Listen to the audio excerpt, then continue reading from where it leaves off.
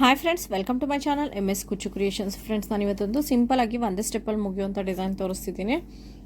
ಮತ್ತು ಇದಕ್ಕೆ ಬೀಡ್ ಬಂದು ಈ ರೀತಿ ಸಿಲ್ವರ್ ಕಲರ್ ಬೀಡ್ ತೊಗೊಂಡಿದ್ದೀನಿ, ರೌಂಡ್ ಬೀಡು. ಇದು ಒಂದೇ ಬೀಡ್ ನಾನು ಇವತ್ತು ಯೂಸ್ ಮಾಡಿ ಡಿಸೈನ್ ತೋರಿಸ್ತಿರೋದು. ನಾನು ಇವತ್ತು ಸ್ಯಾರಿಗೆ ಹಾಕ್ತಿದ್ದೀನಿ. ಸ್ಯಾರಿ ಬಾಡಿ ಕಲರ್ ಬಂದು ಯೆಲ್ಲೋ ಶೇಡ್ ಇದೆ. ಇದು ಬಂದು ರಾಮಾ ಗ್ರೀನ್ ಇದೆ. ನಿಮಗೆ ಶೇಡ್ ಬ್ಲೂ ಶೇಡ್ ಕಾಣಿಸ್ತಿರ್ಬೋದು, ಸ್ಕೈ ಬ್ಲೂ. ಅಂದರೆ ರಾಮಾ ಗ್ರೀನ್ ಶೇಡ್ ಇದೆ, ಇದು ಲೈಟ್ ಕಲರಲ್ಲಿ. ಹಾಗೆಯೇ ಜರಿ ಬಂದು ಸಿಲ್ವರ್ ಇರೋದು, ಹಾಗಾಗಿ ನಾನು ಸಿಲ್ವರ್ ಕಲರ್ ಬೀಡ್ ತೊಗೊತಿದ್ದೀನಿ. ಮತ್ತು 7 ಥ್ರೆಡ್ ತೊಗೊಂಡಿದ್ದೀನಿ. ನೀಡಲ್ ನಂಬರ್ ಬಂದು 9 ತೊಗೊಂಡಿದ್ದೀನಿ. ಡಿಸೈನ್ ಶುರು ಮಾಡೋಕ್ಕಿಂತ ಮುಂಚೆ ಯಾರೆಲ್ಲ ಇನ್ನೂ ನನ್ನ ಚಾನಲ್ನ ಸಬ್ಸ್ಕ್ರೈಬ್ ಮಾಡಿಲ್ಲ, ಪ್ಲೀಸ್ ಅವರೆಲ್ಲ ಸಬ್ಸ್ಕ್ರೈಬ್ ಮಾಡ್ಕೊಂಡು ನೋಡಿ. ಫಸ್ಟಿಗೆ ನಾನೊಂದಿಲ್ಲಿ ಬಟ್ಟೆಗೆ ಚುಚ್ಚಿ ಸಿಂಗಲ್ ಕ್ರೋಶಾ ಮಾಡ್ಕೋತೀನಿ. ಫ್ರೆಂಡ್ಸ್, ನಾನು ಯೆಲ್ಲೋ ಕಲರ್ ಥ್ರೆಡ್ನೇ ತೊಗೊಂಡಿದ್ದೀನಿ. ಸ್ಯಾರಿ ಬಾಡಿ ಕಲರ್ ಯಾವುದಿದೆ ಆ ಕಲರ್ ಸೆಲ್ಫ್ ಒಂದೇ ಕಲರ್ ಅಲ್ಲ, ಅದಕ್ಕೋಸ್ಕರ ಕಾಂಟ್ರಾಸ್ಟ್ ಒಂದೇ ಕಲರ್ ತೊಗೊಂಡಿದ್ದೀನಿ. ಇಲ್ಲಿ ಒಂದು ಸಿಂಗಲ್ ಕ್ರೋಶಾ ಮಾಡ್ಕೋತಿದ್ದೀನಿ. ಸಿಂಗಲ್ ಕ್ರೋಶಾ ಆದಮೇಲೆ ಮತ್ತೆ ಬಟ್ಟೆಗೆ ಚುಚ್ಚಿ ನಾನು ಇನ್ನೊಂದು ಸಿಂಗಲ್ ಕ್ರೋಶಾ ಮಾಡ್ಕೋತೀನಿ. ಇಲ್ಲಿ 2 ಸಿಂಗಲ್ ಕ್ರೋಶಾಗಳನ್ನ ಮಾಡ್ಕೊಂಡಿದ್ದೀನಿ.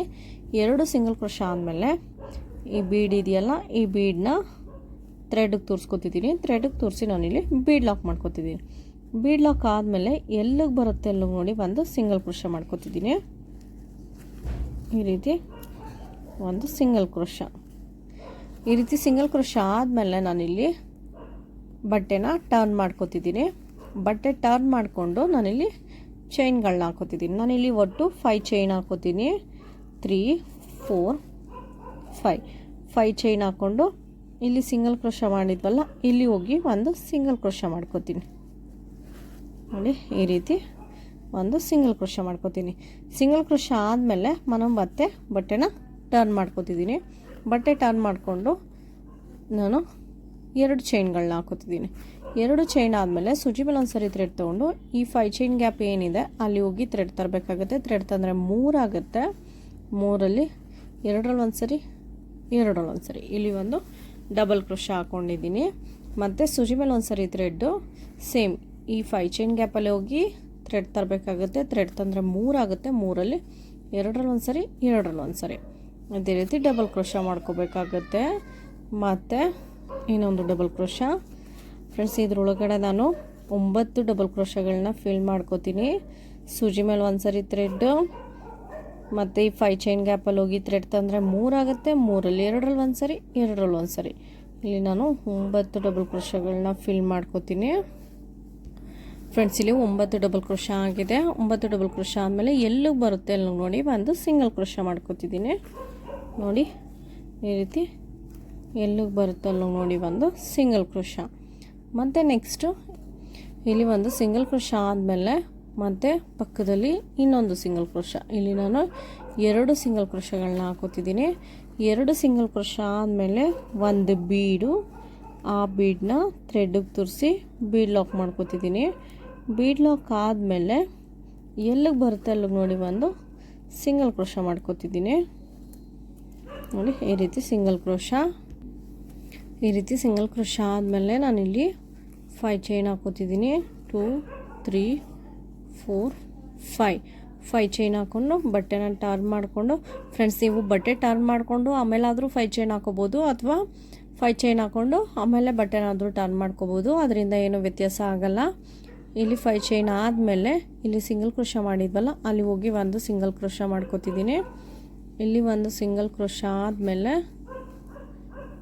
ಈ ರೀತಿ ಸಿಂಗಲ್ ಕ್ರೋಶಾ ಆದಮೇಲೆ ನಾನಿಲ್ಲಿ 2 ಚೈನ್ಗಳನ್ನ ಹಾಕೋತಿದ್ದೀನಿ. 2 ಚೈನ್ ಆದಮೇಲೆ ಮತ್ತೆ ಬಟ್ಟೆನ ಟರ್ನ್ ಮಾಡ್ಕೋತಿದ್ದೀನಿ.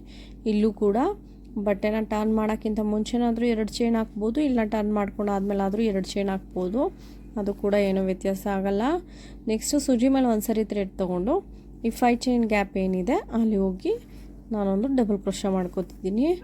ಅಂದರೆ ಸೂಜಿ ಮೇಲೆ ಒಂದು ಸರಿ ಥ್ರೆಡ್ಡು, 5 ಚೈನ್ ಗ್ಯಾಪಲ್ಲಿ ಹೋಗಿ ಥ್ರೆಡ್ ತಂದರೆ 3 ಆಗುತ್ತೆ. 3ರಲ್ಲಿ 2ರಲ್ಲಿ ಒಂದು ಸರಿ, 2ರಲ್ಲಿ ಒಂದು ಸರಿ ಇದು ಡಬಲ್ ಕ್ರೋಶಾ. ನೋಡಿ, ಸೂಜಿ ಮೇಲೆ ಒಂದು ಸರಿ ಥ್ರೆಡ್ಡು, ಈ 5 ಚೈನ್ ಗ್ಯಾಪಲ್ಲಿ ಹೋಗಿ ಥ್ರೆಡ್ ತಂದರೆ 3 ಆಗುತ್ತೆ. 3ರಲ್ಲಿ 2ರಲ್ಲಿ ಒಂದು ಸರಿ, 2ರಲ್ಲಿ ಒಂದು ಸರಿ ಇಲ್ಲಿ ಒಂದು ಡಬಲ್ ಕ್ರೋಶಾ. ಫ್ರೆಂಡ್ಸ್, ಇದೇ ರೀತಿ ನಾನಿಲ್ಲಿ 9 ಡಬಲ್ ಕ್ರೋಶಾಗಳನ್ನ ಫಿಲ್ ಮಾಡ್ಕೋತೀನಿ. 4 5 ಇಲ್ಲಿ 9 ಡಬಲ್ ಕ್ರೋಶಾಗಳಾಗಿದೆ. 9 ಡಬಲ್ ಕ್ರೋಶಾ ಆದಮೇಲೆ ಎಲ್ಲಿಗೆ ಬರುತ್ತೆ ಅಲ್ಲಿಗೆ ನೋಡಿ ಒಂದು ಸಿಂಗಲ್ ಕ್ರೋಶ ಮಾಡ್ಕೋತಿದ್ದೀನಿ.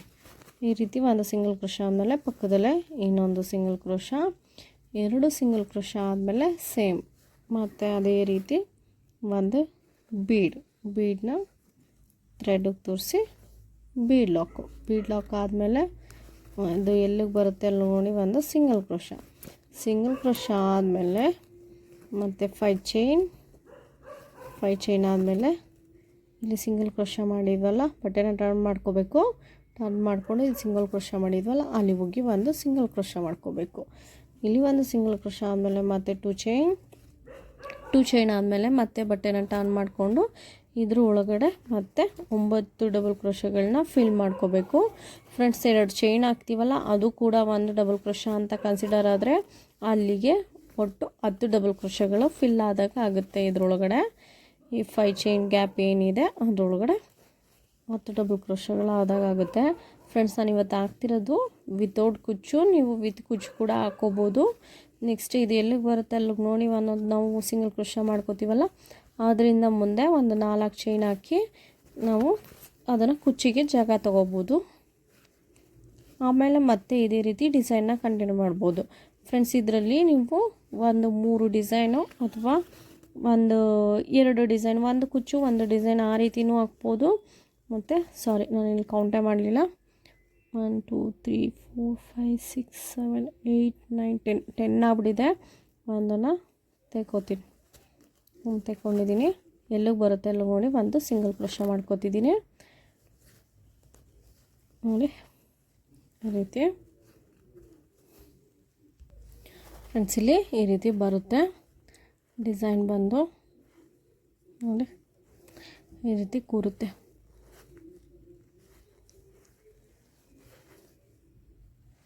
ಫ್ರೆಂಡ್ಸ್ ಇದೇ ರೀತಿ ನಾನು ಪೂರ ಸ್ಯಾರಿ ಕಂಟಿನ್ಯೂ ಮಾಡಿ ಯಾವ ರೀತಿ ಕಾಣಿಸುತ್ತೆ ಅಂತ ತೋರಿಸ್ತೀನಿ.